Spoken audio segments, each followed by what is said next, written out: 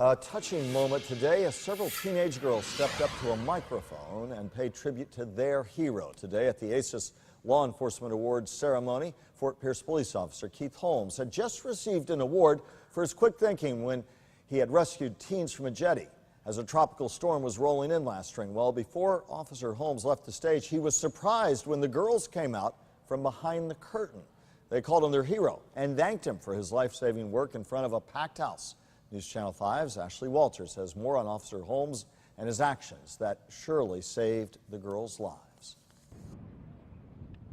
It was impossible to look away, but shocking to watch. We looked across from the South Jetty in the Fort Pierce Inlet. 5 teenage girls trapped on the rocks as law enforcement struggled to make the rescue. The currents here are bad. On this much calmer day, Officer Keith Holmes takes us back.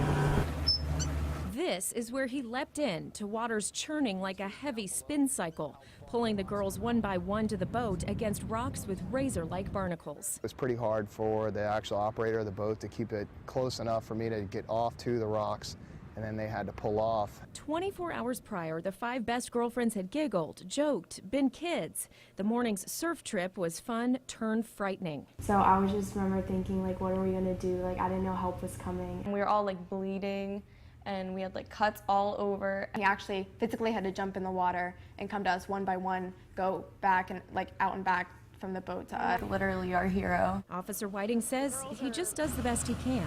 We're out here to do a job, and that was just part of our job. If we weren't out here, they probably would have died. In Fort Pierce, Ashley Walters, WPTV News Channel 5.